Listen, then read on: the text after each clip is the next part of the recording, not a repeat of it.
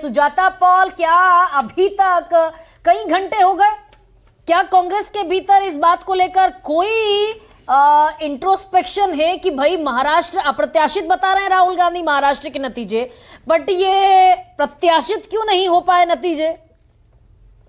देखिए, जहां तक महाराष्ट्र की बात है गरिमा जी, तो हमें आकलन ये भी करना होगा कि हम क्यों इस स्थिति में आए हैं आज। लेकिन बहुत सारी बातें हैं, एकदम से इस वक्त बैठकर उसका आकलन मैं टीवी पे नहीं कर सकती हूँ। हाँ, सारे घटक दल जो हैं हमारे महाविकास अघाड़ी के, वो भी आकलन करेंगे और फिर उनकी हमारी मीटिंग भी है 1-2 दिन के अंदर, और उसमें जो आकलन किया जाएगा एक लोकतांत्रिक देश में आपके सामने वो बातें रखी जाएंगी। लेकिन सुजाता जी, विद ड्यू रिस्पेक्ट मैं आपसे ये भी पूछ लूं, भाई हरियाणा के बाद भी फैक्ट फाइंडिंग कमेटी बनी थी, तो ये मिस हैंडल्ड इलेक्शन की एक परिपाटी बन गई क्या? एक ट्रैक रिकॉर्ड हो गया क्या कांग्रेस का कि भाई हरियाणा में तो जीती हुई बाजी हार गए, महाराष्ट्र में भी सॉलिड जमीन मिली लोकसभा चुनाव में, but lost the ground?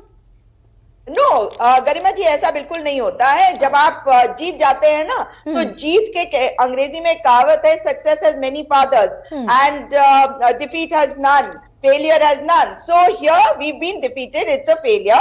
But हमारे को ये भी देखने की जरूरत है कि कहाँ पे कमियां रही। लेकिन जिस राज्य ने इतनी बुरी तरह से नकारा था भारतीय जनता पार्टी को 4 महीने पहले, 28 में से 19 सीटें वे हार गए, 13 हमारे वहां से सांसद आए इंडिया के। तो आज तो ये सवाल उठता है कि क्या मोदी जी के बिना उन्हें भारतीय जनता पार्टी मंजूर है वहां के लोगों को? लेकिन ये सारी बातें जो हैं, इनका आकलन किया जाएगा। और धारावी में जहां पर शिवसेना शिंदे गुट ने वोटर स्लिप भी बांटे, और देखिए मैं खास करके धारावी की बात इसलिए कर रही हूं क्योंकि आप जानते हैं कि धारावी को लेके बहुत सारी बातें हुई हैं। तो हमारा काम तो कल से फिर से शुरू हो जाएगा कि वहां पर जो प्रोजेक्ट आने की कोशिश करी जा रही है वो उसके खिलाफ हम बोलेंगे।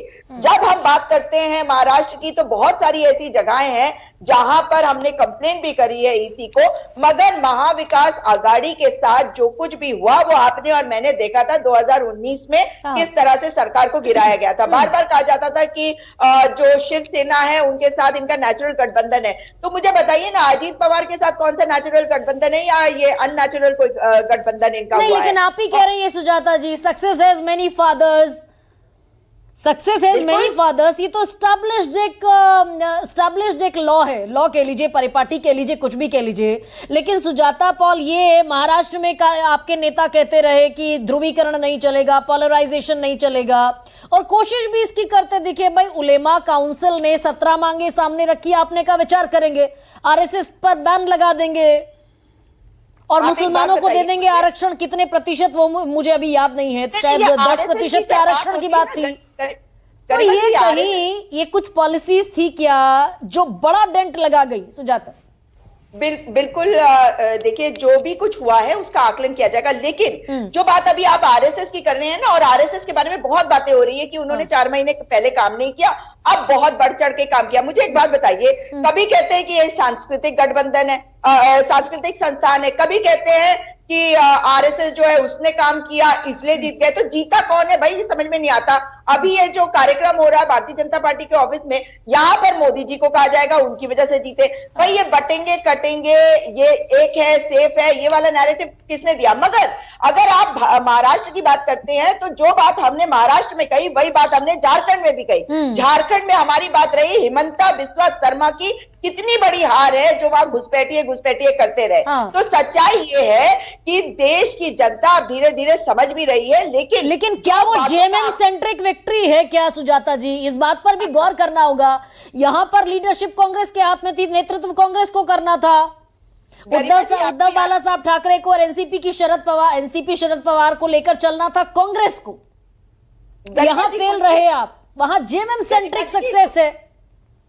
गरिमा जी, कुछ दिन पहले आपको याद होगा हरियाणा के चुनावों के बाद बार बार कहा जा रहा था कांग्रेस पार्टी को स्टेप बैक करना चाहिए, रीजनल पार्टियों को आगे लाना चाहिए।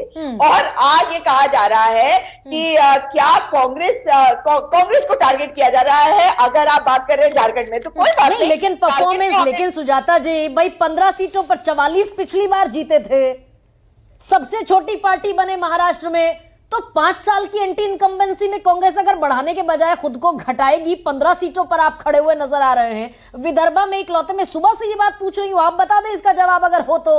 62 सीटें तो विदर्भ में है जहां आपका स्ट्रांग होल्ड है, जहां किसानों की तादाद बड़ी ज्यादा है। 62 सीटें वो भी अगर अपना स्ट्रांग होल्ड निकाल ले जाते आप तो टैली बेहतर होती। बिल्कुल, मैं यही बात तो कह रही हूँ गरिमा जी कि 4 महीने पहले जो हुआ उसके बाद आज जो हम रिजल्ट देख रहे हैं, क्या इसका आकलन सही तरीके से हम करके आपके सामने आए, या आप हरियाणा का बता दीजिए ना आज सुजाता, मैं महाराष्ट्र का बाद में पूछूंगी। भाई हरियाणा की फैक्ट फाइंडिंग कमेटी बनी, क्या हुआ? 8 अक्टूबर को नतीजे आए थे। गरिमा जी, जो हरियाणा में हम कह रहे थे उसी तरह से तो हम बात कर रहे हैं कि महाराष्ट्र में आज जिस तरह की जीत जो महायुति को मिली है उस पर तो सवाल उठाना निश्चित है ना। जिस तरीके से और झारखंड और महाराष्ट्र एक साथ हुआ, दोनों में जो फर्क दिख रहा है वो भी सवालों के घेरे में आएगा, तो हमें आकलन कर लेने दीजिए, आपके सामने आएंगे। हाँ, तो ठीक है अरुण सावंत।